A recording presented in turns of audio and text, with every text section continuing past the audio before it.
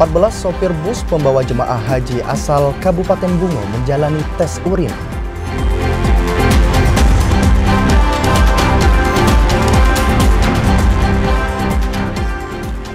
Jelang Idul Adha 1446 Hijriah, peternak di Kota Jambi mulai menaikkan harga jual hewan kurban.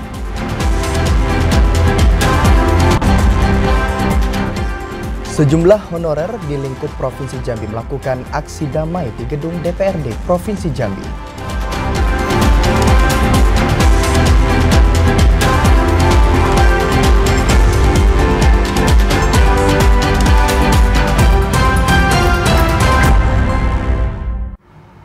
Assalamualaikum warahmatullahi wabarakatuh. Selamat sore saudara. Terima kasih Anda masih menyaksikan Jambi hari ini, edisi Selasa 20 Mei 2025. Selain 3 berita utama tadi, redaksi kami juga telah menyiapkan sejumlah informasi penting dan menarik lainnya untuk Anda. Bersama saya Eba Aslamiyah dan saya Yogi Apriliampo. Inilah Jambi hari ini selengkapnya. Mengawali informasi Jambi hari ini, saudara, dalam segmen ibadah haji 1446 Hijriah, 14 sopir bus pembawa jemaah haji asal Kabupaten Bungo menjalani tes urin. Pemeriksaan dilakukan untuk memastikan sopir pembawa jemaah haji tidak berada di bawah pengaruh narkotika atau zat berbahaya lainnya. Satu hari sebelum keberangkatan menuju asrama haji Jambi, 14 sopir bus pembawa jemaah haji asal Kabupaten Bungo menjalani tes urin. Tes urin dilaksanakan di lapangan parkir Masjid Agung Al-Mubarak, Muara Bungo.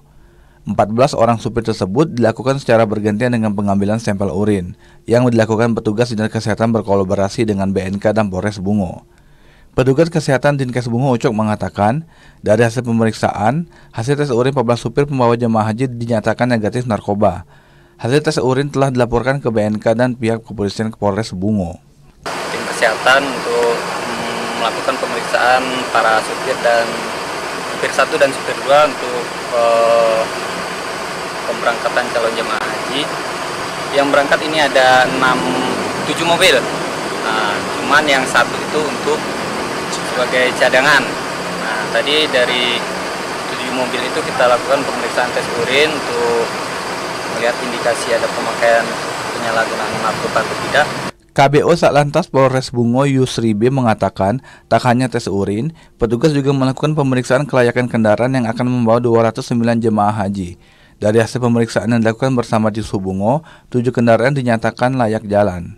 Mungkin tambahan aja, untuk pagi besok sebelum berangkat, kita akan briefing dulu para sopir, kita kasih arahan supaya di jalan jaga keselamatan, biar kita sama-sama jamaah kita sampai ke tujuan dalam keadaan selamat.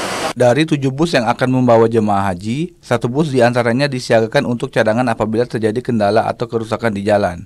Mukriandi, TVRI Jambi melaporkan.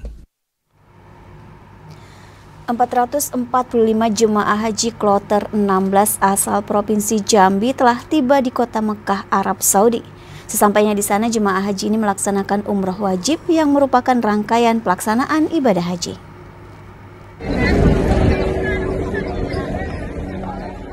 Jemaah haji asal Provinsi Jambi yang tergabung dalam kloter 16 BTH mulai melaksanakan ibadah umroh wajib di kota Makkah. Umroh ini merupakan rangkaian pelaksanaan ibadah haji. Ketua kloter 16 BTH Muhammad Akhfas mengatakan, umroh wajib dibagi menjadi 2 gelombang. Gelombang pertama dilaksanakan pada pagi hari dan gelombang kedua pada malam hari. Saat ini, jamaah haji dalam kondisi sehat dan menempati 2 hotel, yakni Hotel Burj Raudah dan Hotel Tarawat Al Raudah. Assalamualaikum warahmatullahi wabarakatuh. Kami kloter 16 yang terdiri daripada Kabupaten Sarulangun, Kabupaten Tobo, dan Kabupaten Muara Jambi sekarang sedang melaksanakan sa'i. Muhammad Akhfas menambahkan, jemaah haji Jambi kloter 13 dan 14 asal Provinsi Jambi juga telah tiba di Madinah. Meski lebih dahulu diberangkatkan, namun kloter 13 dan 14 ikut gelombang pertama yang mendarat di Madinah, sementara kloter 16 ikut gelombang kedua yang mendarat di Makkah. Yogi Ramadhani, TVRI Jambi melaporkan. Saudara jemaah haji asal Provinsi Jambi yang telah tiba di Tanah Suci Mekah mulai melakukan rangkaian ibadah haji. Untuk mengetahui informasi selengkapnya, kita telah terhubung dengan petugas haji daerah Tanjung Jabung Timur, Bapak Arpah Manaba langsung dari Arab Saudi. Assalamualaikum dan selamat siang waktu Arab Saudi, Bapak Arpah. Halo, Assalamualaikum, selamat sore waktu Indonesia. Bagaimana kabarnya Bapak? Alhamdulillah sehat. Alhamdulillah, mudah-mudahan diberikan kesehatan Bapak. Ya Bapak, bagaimana kondisi terkini jemaah haji asal Provinsi Jambi, khususnya dari Kabupaten Tanjung Jabung Timur Bapak? Alhamdulillah untuk kondisi kesehatan jamaah Kloter 14, baik dari itu Sungai Penuh, Kota Jambi dan Tanjung Jabung Timur, alhamdulillah dalam kondisi sehat semua. Baik Bapak, apakah saat ini rangkaian ibadah haji yang mulai dilaksanakan jemaah haji apa saja Bapak? Rangkaian ibadah yang dilaksanakan oleh jamaah Kloter 14 di saat tiba di Madinah pada tanggal 16 Mei 2025 pada pukul 2 dini hari waktu Arab Saudi. Mereka langsung melakukan sholat arba'in, kemudian dilanjutkan pada hari Sabtu tanggal 17 itu ziarah ke yang kota-kota di Madinah yang termasuk Masjid Quba, Jabal Uhud, Masjid Qiblatain, Masjid Sab'ah, dan terakhir Kebun Kurma. Nah, selanjutnya insya Allah pada hari Kamis dijadwalkan untuk ziarah ke makam Rasulullah dan masuk ke Raudhah. Baik Bapak, sebagai petugas haji dari Kabupaten Tanjung Jabung Timur Bapak, apakah ada jemaah haji dari Tanjab Timur yang saat ini dalam kondisi yang kurang sehat Bapak?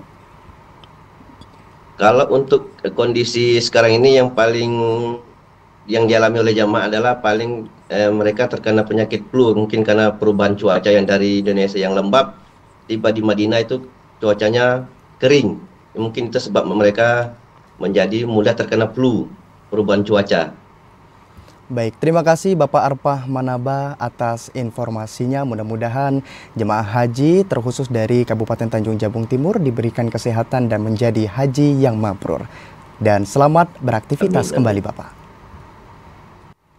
Ya saudara, ketersediaan hewan kurban untuk Hari Raya Idul Adha 1446 Hijriah di Kabupaten Sarolangun dipastikan aman dan bebas dari berbagai penyakit seperti PMK, virus jemberana, dan ngoro.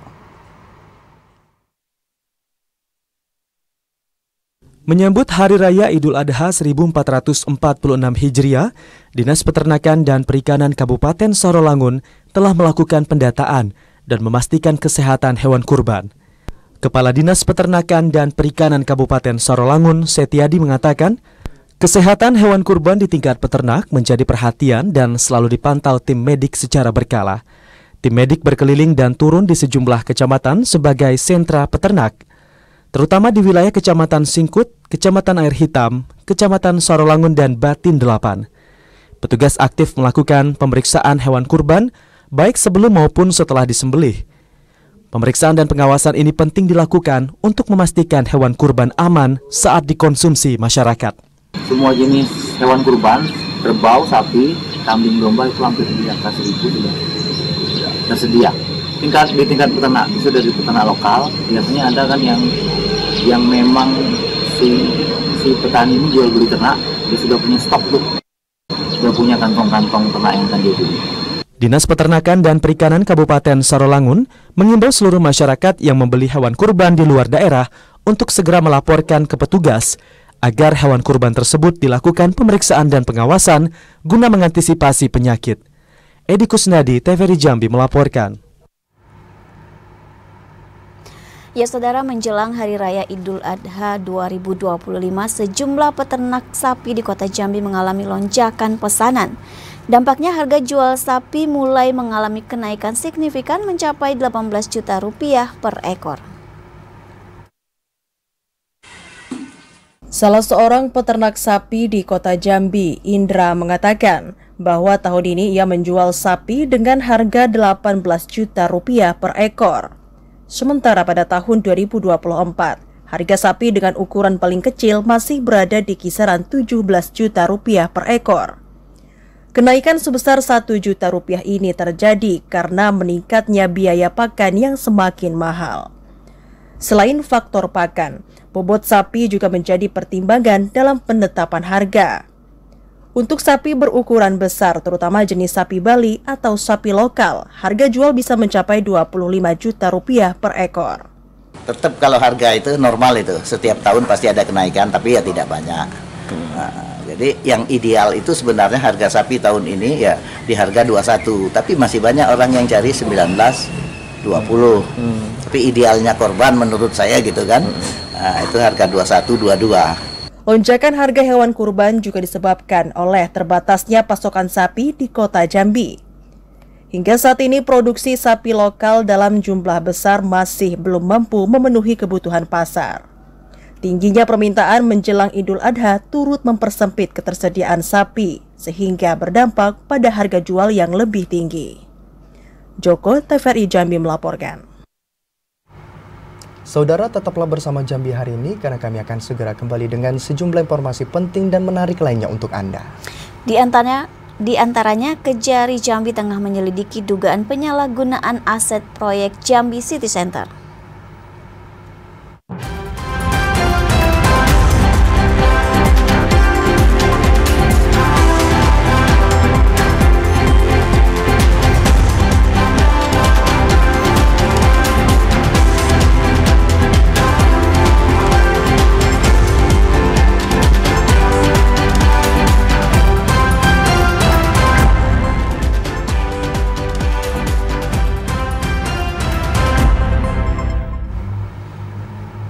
Terima kasih Anda masih bersama kami di Jambi hari ini. Ya saudara, sejumlah honorer Provinsi Jambi melakukan aksi damai di gedung DPRD Provinsi Jambi. Mereka menuntut kesejahteraan dan diangkat menjadi pegawai pemerintah dengan perjanjian kerja atau P3K. Ratusan pegawai honorer pemerintah Provinsi Jambi melakukan aksi damai di gedung DPRD Provinsi Jambi Selasa pagi tadi. Mereka menuntut Pemprov Jambi untuk mengangkat sebagai P3K tahun 2025 ini. Salah seorang peserta aksi, Fitri, mengatakan pengangkatan P3K harus dilakukan secara merata. Hal itu sudah menjadi instruksi pemerintah pusat agar tidak ada lagi pegawai honorer di lingkungan pemerintah. Selain itu, mereka juga meminta untuk kesetaraan gaji honorer dinaikkan sebesar upah minimum provinsi untuk menjamin kesejahteraan mereka dalam mencukupi kebutuhan sehari-hari. Itu tentang kesejahteraan saja. Terus yang kedua tentang segera diajukan kami sebagai P3K yang paruh waktu yang ada di database BKN, itu saja dua tuntutannya untuk kesejahteraan teman-teman yang honor seperti Jambi dan untuk segera diajukannya NIP P3K. Tahun lalu, pemerintah Provinsi Jambi hanya membuka rekrutmen pegawai pemerintah dengan perjanjian kerja atau P3K 1.536 formasi. Jumlah tersebut tidak mampu menampung seluruh honorer Pemprov Jambi. Joko, TVRI Jambi melaporkan. 24.000 siswa di Kota Sungai Penuh akan mendapat makan bergizi gratis. Hingga saat ini Pemkot Sungai Penuh masih menunggu izin dari BGN untuk membangun 7 dapur umum.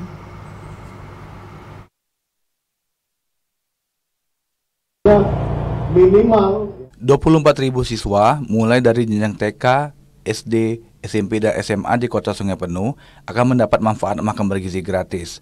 Sementara untuk ibu hamil, ibu menyusui, serta para balita yang ada di Kota Sungai Penuh masih dalam proses pendataan. Wali Kota Sungai Penuh Alvin mengatakan dengan jumlah 24.000 siswa, kemudian ibu hamil, ibu menyusui, serta balita sebagai penerima manfaat MBG, tentu tidak cukup dengan 1 dapur. Untuk itu, Pemkot menargetkan pembangunan 7 dapur umum lagi dan telah menyiapkan 3 lahan untuk pembangunan dapur umum. Namun, hingga saat ini belum mendapatkan izin dari BGN. Karena banyak regulasi yang harus dipenuhi, diantaranya jarak tempuh dari dapur umum menuju ke sekolah paling jauh 7 km atau memakan waktu selama 30 menit. Ini dapur pertama untuk Kota Sungai Penuh. Dari program, dari angka yang total siswa dan pelajar yang ada di Kota Sungai Penuh itu 24.000, dan untuk Yayasan Pelita Prabu Berjaya Indonesia itu sudah mampu memenuhi target 3.100. Ya, tadi sudah disampaikan oleh Pak Dandim akan didorong ke angka 3.500 ya Pak. akan diajukan izinnya untuk 3.500.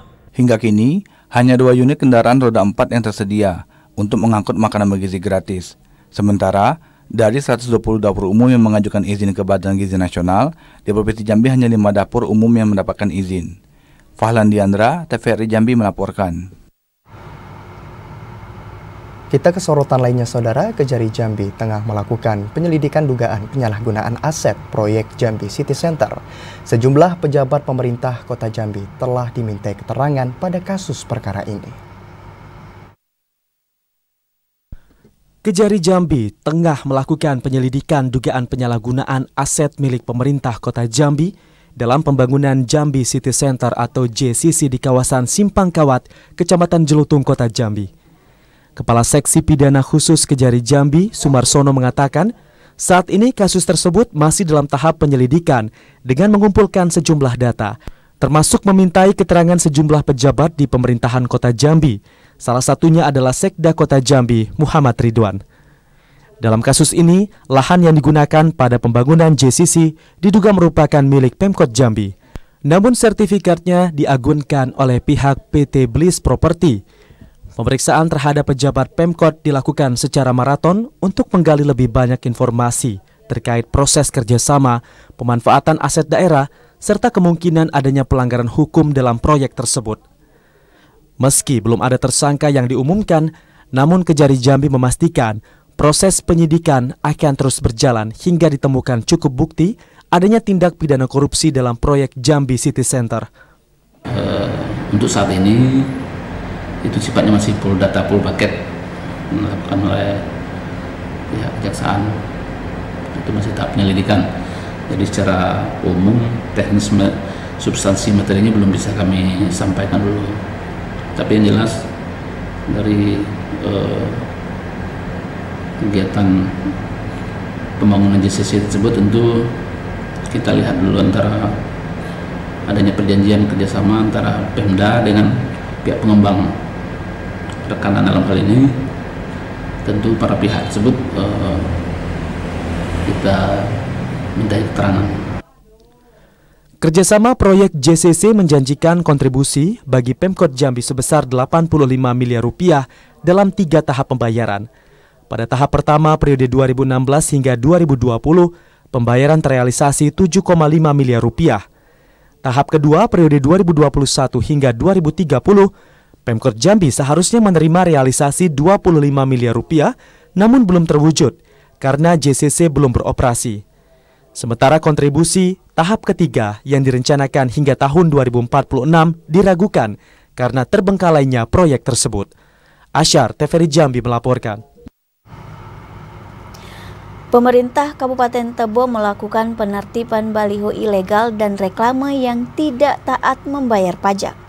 Penertiban baliho ini merupakan bentuk upaya pemerintah dalam menegakkan peraturan daerah.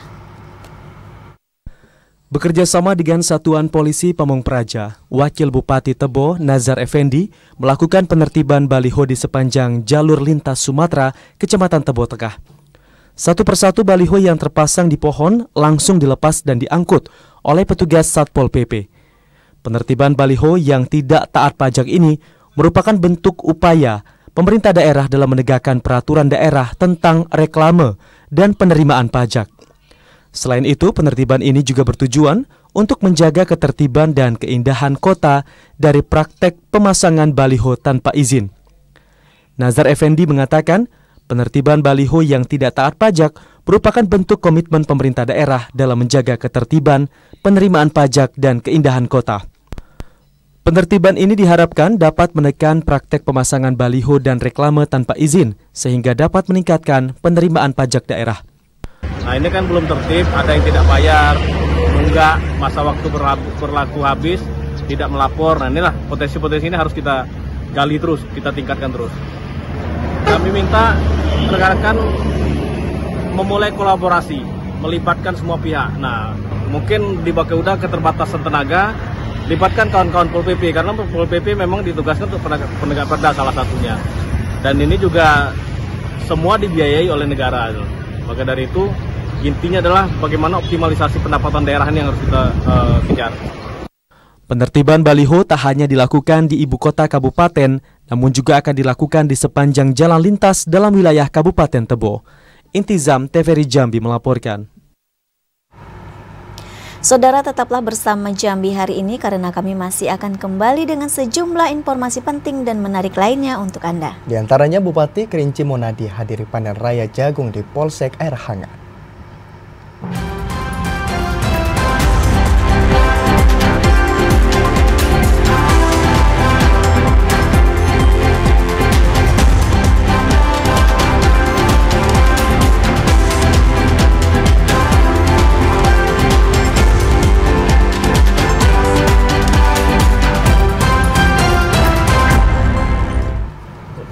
Ya, terima kasih saudara, Anda masih bersama Jambi hari ini dalam segmen advertorial. Gubernur Al-Haris melantik 6 pejabat eselon 2 lingkup Pemprov Jambi. Pelantikan pejabat pimpinan tinggi Pratama ini dilakukan dalam upaya mewujudkan suksesnya visi misi Jambi Mantap, berdaya saing dan berkelanjutan. Gubernur Jambi Al-Haris resmi melantik 6 pejabat pimpinan tinggi Pratama di lingkup pemerintah Provinsi Jambi. Pengambilan sumpah jabatan pejabat eselon 2 ini dilakukan di auditorium Rumah Jabatan Gubernur Jambi. 6 pejabat yang dilantik itu yakni Ahmad Bestari dilantik sebagai Kepala Dinas Tenaga Kerja dan Transmigrasi. Sulaiman dilantik menjadi Kepala Badan Kepegawaian Daerah. Henrizal dilantik sebagai Kepala Dinas Perkebunan. Tema Wisman dilantik menjadi Kepala Dinas Perpustakaan dan Arsip Daerah. Ferry Kusnadi dilantik sebagai Staf Ahli Gubernur Bidang Kemasyarakatan dan SDM. Dan Apani Saharudin dilantik menjadi Staf Ahli Gubernur Bidang Pemerintahan Hukum dan Politik. Al-Haris mengatakan pelantikan ini dilakukan untuk mengisi kekosongan jabatan dan rotasi para pejabat dalam upaya meningkatkan kinerja Pemprov Jambi. Para pejabat yang baru dilantik tersebut diminta untuk dapat langsung bekerja maksimal dalam menyukseskan visi misi Jambi Mantap, berdaya saing dan berkelanjutan. Sore ini kita melantik pejabat eselon 2, di mana ada beberapa orang yang masuk pensiun ya, seperti naker dalam kosong kan. Nah, kemudian juga perkebunan. Nah, kita isilah mereka ini, termasuk juga staf ahli yang kosong yang kita isi kan. Nah, kita berharap memang saya selalu tekankan ya kan. Saya ini ditanya, diminta oleh 3,7 juta rakyat Jambi, ya. Nah, tapi kan di lapangan mereka lah yang bekerja, ya kan. Saya mendorong, ya membuat suatu keputusan, siapa yang menjalankannya ya mereka. Nah, karena itu jawabannya kinerja yang bagus, kerja yang benar, gitu, ya kan. Kenapa? Karena saya itu bebannya masyarakat. Dari pelantikan tersebut, Kepala Dinas Kesehatan dan Kepala Badan Kesbangpol untuk sementara akan diisi oleh pelaksana tugas karena kedua kepala OPD tersebut dirotasi menjadi staf ahli. Rendi Arta, TVRI Jambi melaporkan.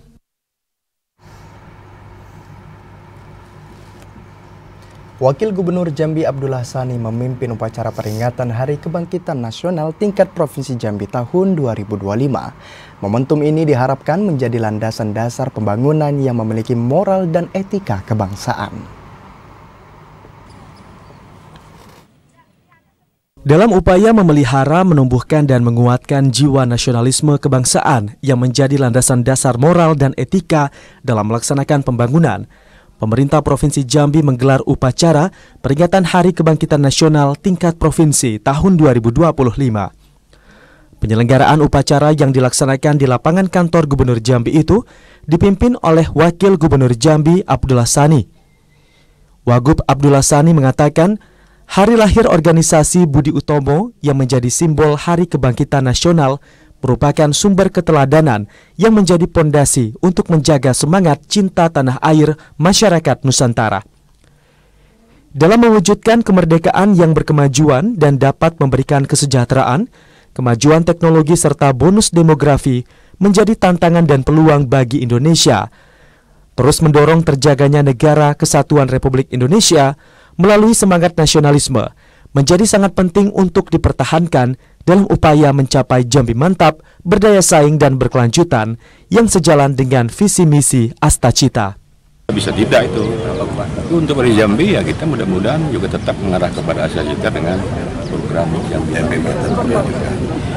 Maka kami harapkan terus tidak pesan-pesannya mari mengajak bersama dan kita bersamakan bagaimana seluruh masyarakat Jambi untuk bisa ikut bersama memuluskan Jambi bangkit, yang juga saya yakin tidak akan bertentangan dan justru akan searah dengan kompas cita-cita dari bersama. Bangkit bersama mewujudkan Indonesia kuat menjadi tema utama peringatan 117 tahun Hari Kebangkitan Nasional 2025. Randy Arta, TVRI Jambi melaporkan. Memperingati Hari Kebangkitan Nasional ke-117 tahun, Bupati Batanghari pimpin apel bersama ASN di lingkungan Pemkab Batanghari. Dalam momen ini diharapkan semangat bangkit membangun dapat terus ditingkatkan. Dalam peringatan Hari Kebangkitan Nasional ke-117, ASN dan unsur Forkopimda Batanghari melaksanakan apel bersama di halaman kantor Bupati Batanghari Selasa pagi. Apel ini dipimpin langsung oleh Bupati Batanghari Muhammad Fadil Arif. Pada kesempatan itu Bupati turut membacakan naskah Menteri Komunikasi dan Digital yang mengangkat tema menuju kebangkitan nasional yang bersahaja, berpihak dan berkelanjutan. Semua pihak dituntut untuk berani menjawab semua tantangan di tengah zaman yang menghadirkan ujian lebih kompleks, seperti disrupsi teknologi, ketegangan geopolitik, krisis pangan global, serta ancaman terhadap kedaulatan digital. Selain itu, Bupati juga meminta semua pihak khususnya pemerintah daerah untuk dapat berkolaborasi dengan pemerintah pusat dalam bangkit meningkatkan pembangunan dari berbagai sektor sesuai program Astacita yang dicanangkan Presiden Prabowo Subianto. Peringatan Hari Kebangkitan Nasional mengingatkan kita kembali ya, bahwa perjuangan, kemudian kesejahteraan, semua harus diusahakan. Kita hari ini bagian dari Republik Indonesia, juga harus menguatkan diri, sehingga nanti akumulasi dari kekuatan itu menjadi kekuatan sebuah negara. Usai melaksanakan apel, Bupati Batanghari bersama rombongan melanjutkan tabur bunga di makam pahlawan sebagai bentuk penghormatan terhadap jasa-jasa arwah pahlawan yang berjuang dalam kemerdekaan. Ade Juniawan, TVRI Jambi melaporkan. Kantor Wilayah Kementerian Hukum Jambi menggelar rapat koordinasi percepatan pendirian Koperasi Desa dan Kelurahan Merah Putih. Kegiatan ini merupakan langkah strategis dalam mendukung pemberdayaan ekonomi masyarakat. Kantor Wilayah Kementerian Hukum Kemenkum Jambi menggelar rapat koordinasi percepatan pendirian Koperasi Desa Kelurahan Merah Putih. Kegiatan ini bertujuan untuk mendorong percepatan pembentukan koperasi di tingkat desa dan kelurahan sebagai bagian dari upaya penguatan ekonomi kerakyatan. Rapat tersebut diikuti perwakilan dari instansi pemerintah daerah dan dinas koperasi serta aparat desa. Kepala Kanwil Kemenkum Jambi, Idris menyampaikan bahwa Koperasi Merah Putih merupakan wujud nyata semangat gotong royong dan kemandirian ekonomi rakyat. Idris menekankan pentingnya percepatan proses legalisasi koperasi sebagai bagian dari pelayanan publik yang efisien. Melalui kegiatan ini diharapkan semakin banyak desa dan kelurahan yang terdorong untuk membentuk koperasi sebagai wadah pemberdayaan ekonomi masyarakat yang legal, transparan, dan berkelanjutan. Kami melakukan kegiatan rakor terkait dengan Koperasi Merah Putih sesuai dengan instruksi Pak Menteri di hari Kamis kalau nggak salah itu beliau menginstruksikan supaya kami ikut membantu mendorong untuk pembentukan Koperasi Merah Putih, karena Koperasi Merah Putih ini memang harus berbadan hukum karena kami mendapat dari hilirnya. Jadi tadi kami melakukan kegiatan ini supaya kami juga bisa mendorong teman-teman notaris, karena kuncinya ada di teman-teman notaris semua. Jadi ketika nanti teman-teman dari desa mendaftarkan semua dan didaftarkan ke Dijen AHU khususnya di sistem SHBH ya, sehingga nanti bisa kelihatan berapa jumlah yang ada di Provinsi Jambi ini mendaftarkan ke Kementerian Hukum terkait dengan Koperasi Merah Putih. Kegiatan ini juga diisi dengan diskusi interaktif, penyampaian materi terkait prosedur pendirian Badan Hukum Koperasi, serta strategi pendampingan hukum bagi koperasi yang baru dibentuk. Iwan Henry, Ahmad Lebriansyah, TVRI Jambi melaporkan. Pemirsa, 348 CPNS di Kabupaten Kerinci menerima surat keputusan atau SK pengangkatan dari Bupati Kerinci Monadi. Penyerahan SK ini menandai dimulainya tugas CPNS untuk melayani masyarakat di berbagai bidang. Didampingi Wakil Bupati Kerinci Murison, Bupati Kerinci Monadi menyerahkan surat keputusan SK pengangkatan kepada 348 CPNS formasi tahun 2024. Dari 450 formasi yang disediakan, 348 diantaranya telah dinyatakan lulus dan menerima SK. CPNS ini akan mengisi formasi yang tersebar di berbagai bidang, diantaranya formasi guru, kesehatan, teknis, dan lainnya. Monadi menyampaikan apresiasi dan harapannya kepada seluruh CPNS untuk bekerja secara profesional sebagai abdi masyarakat. Monadi menekankan pentingnya komitmen terhadap tugas serta pelayanan maksimal kepada masyarakat. Ketika setelah diserahkan SK nanti, setelah di-SK-kan nanti, perilaku CPNS ini sudah harus berubah. Kenapa kami katakan perilaku ini harus berubah? Karena di dalam teori organisasi itu ada perilaku individu dan ada perilaku kelompok. Jadi sekian banyak yang sekarang perilaku pribadi-pribadi yang ada hari ini, nanti itu yang berlaku adalah perilaku kelompok. Penyerahan SK ini menjadi momentum penting bagi para CPNS yang telah melalui proses seleksi ketat dan panjang. CPNS ini resmi memulai perjalanan karir sebagai abdi negara di berbagai instansi dalam lingkup pemerintah Kabupaten Kerinci. Ilwan, TVRI Jambi melaporkan. Bupati Kerinci Monadi menghadiri panen raya jagung di halaman Polsek Air Hangat. Kegiatan ini menandai keberhasilan Polres Kerinci yang telah melakukan penanaman jagung di 9 polsek dan 13 titik tanam seluas 6,7 hektar. Saya banggakan. Bupati Kerinci Monadi menghadiri panen raya jagung yang berlangsung di halaman Polsek Air Hangat. Kegiatan ini digelar dalam rangka mendukung program ketahanan pangan nasional dan daerah.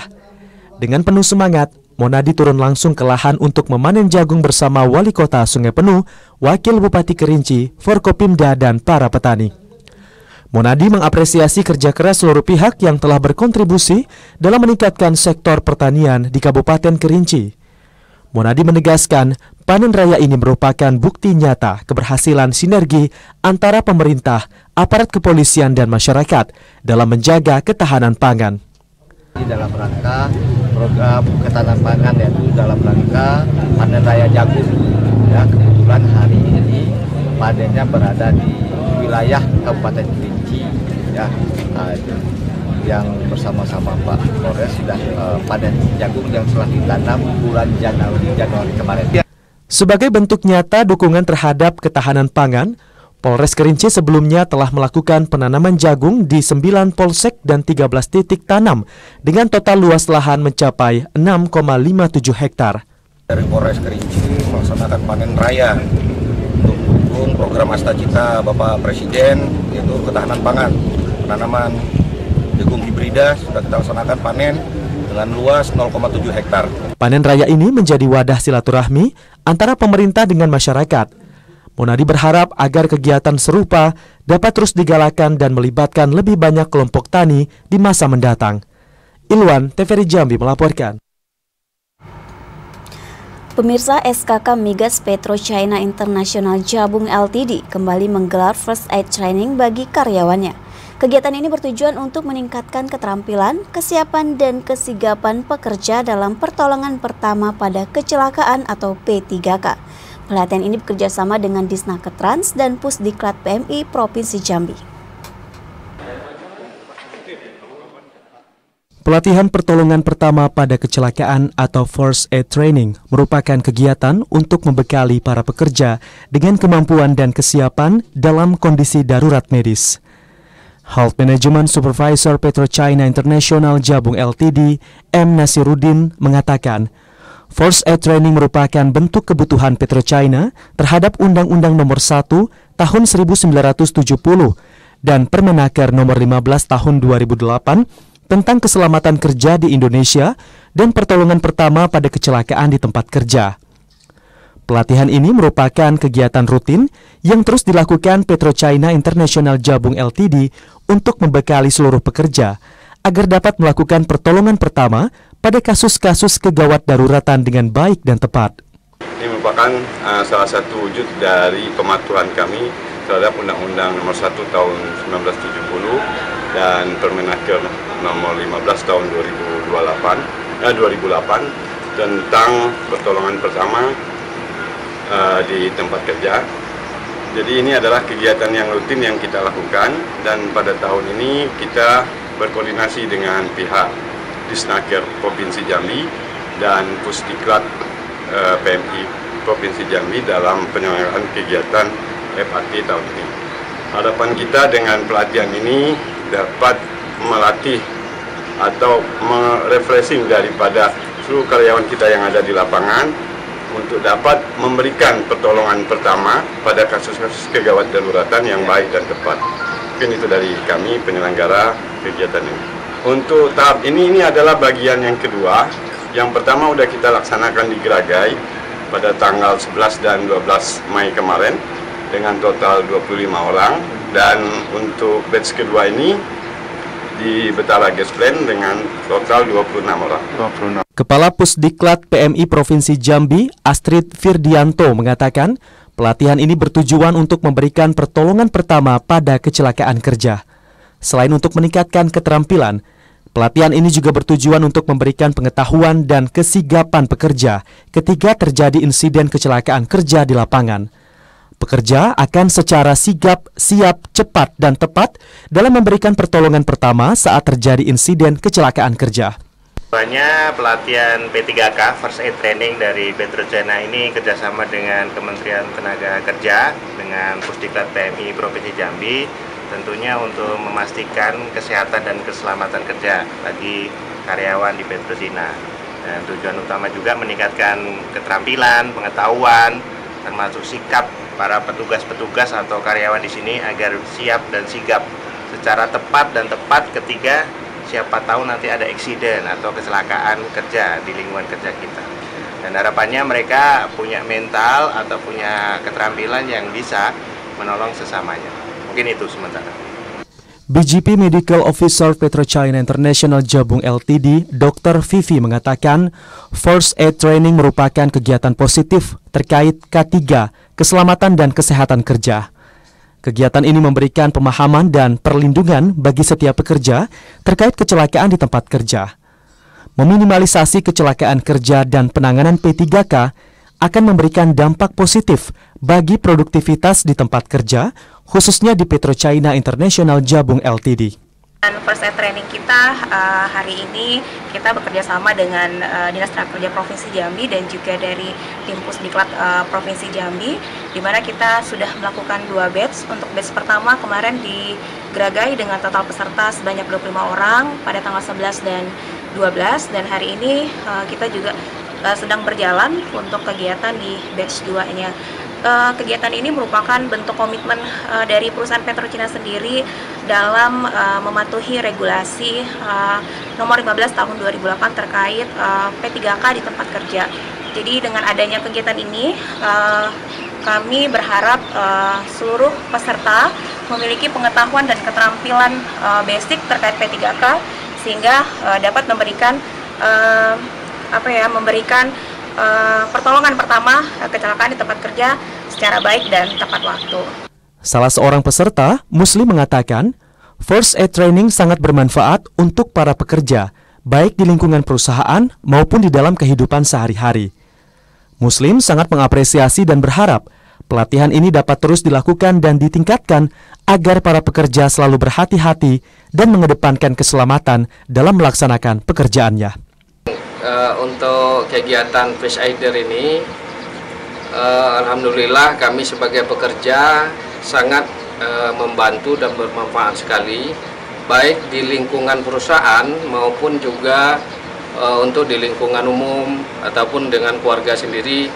Dan ilmu dari First Aid ini sangat membantu sekali. Kegiatan pelatihan berlangsung di Richal Betara Gas Plant BGP. Selain di Betara, pelatihan ini juga sebelumnya telah dilaksanakan selama 2 hari di Geragai, Kabupaten Tanjung Jabung Timur. Didi Haryadi, TVRI Jambi melaporkan. 16 pelajar diamankan Satpol PP Kota Jambi saat menggelar razia pelajar di warnet dan PlayStation. Informasi selengkapnya akan kami hadirkan usai jeda. Tetaplah bersama kami di Jambi hari ini.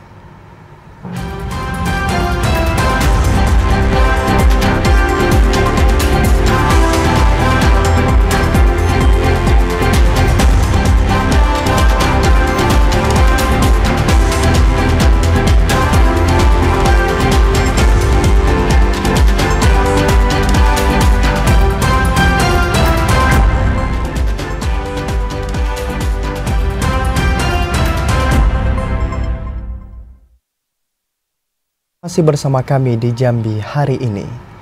Ya saudara, Satpol PP Kota Jambi menggelar razia terhadap pelajar yang kedapatan bermain di warnet dan tempat permainan PlayStation saat jam belajar sekolah. 16 anak diamankan, terdiri dari 11 siswa SMA dan SMK serta 5 siswa SMP sederajat. 16 pelajar diamankan oleh Satpol PP Kota Jambi saat asyik bermain di warnet dan PlayStation. Padahal seharusnya mereka mengikuti kegiatan belajar mengajar di sekolah. Bahkan saat diamankan, para siswa masih mengenakan seragam sekolah. Kepala Satpol PP Kota Jambi, Feryadi, mengatakan bahwa tindakan ini dilakukan untuk menertibkan para pelajar yang seharusnya berada di sekolah. Satpol PP Kota Jambi akan melakukan pembinaan terhadap anak-anak yang terjaring razia. Untuk siswa SMA dan SMK, mereka langsung diserahkan kepada Satpol PP Provinsi Jambi guna penanganan lebih lanjut. Melakukan razia ke warnet dan PS, PlayStation. Dari hasil penjaringan di beberapa titik di daerah Mayang, daerah dekat-dekat SMA 3, itu kita temukan ada 16 anak yang sedang berada di lokasi PS. Nah, dari data itu 11 orang itu anak-anak SMA, SMK, dan 4 orang itu masih tingkat SMP. Selain itu, Satpol PP Kota Jambi juga mengimbau agar orang tua lebih memperhatikan dan mengawasi anak-anaknya agar tidak terjerumus ke dalam hal-hal yang negatif. Joko, TVRI Jambi melaporkan. Angka pengangguran terbuka hingga awal Mei 2025 mencapai 4,48 atau 84.000 jiwa lebih. Angka tersebut naik 0,03% jika dibandingkan bulan yang sama pada tahun sebelumnya. Berdasarkan data BPS Provinsi Jambi, angka pengangguran terbuka hingga Mei 2025 mencapai 84.000 lebih. Angka tersebut naik 0,03% jika dibandingkan bulan yang sama pada tahun sebelumnya. Kepala BPS Provinsi Jambi, Agus Sudibyo mengatakan, tingkat pengangguran terbuka pada Februari 2024 mencapai 4,48%. Angka tersebut dipengaruhi oleh faktor lapangan kerja yang belum mampu menyerap tenaga kerja. Agus Sudibyo menambahkan, meski terjadi kenaikan, namun angka pengangguran di Provinsi Jambi masih cukup terkendali. Nah, angka ini sama dengan kondisi Agustus 2024, artinya secara persentase itu tidak terjadi perubahan tingkat pengangguran terbuka. Tapi kalau secara nominal memang kisarannya turun dari 86.000 ke 84.000. Tapi kalau dibandingkan dengan setahun yang lalu, artinya Februari 2025 terhadap Februari 2024, jumlah pengangguran di Provinsi Jambi itu naik, itu kondisinya. Agus Sudibyo menyarankan agar pemerintah Provinsi Jambi dan Kabupaten Kota dapat membuka lapangan pekerjaan baru agar angka pengangguran dapat teratasi dengan baik. Joko, TVRI Jambi melaporkan. Ya pemirsa, demikian Jambi hari ini. Terima kasih atas perhatian dan kebersamaan Anda. Bersama saya Eba Aslamia. Dan saya Yogi Aprilianto bersama kerabat kerja yang bertugas pamit undur diri. Wassalamualaikum warahmatullahi wabarakatuh dan sampai jumpa.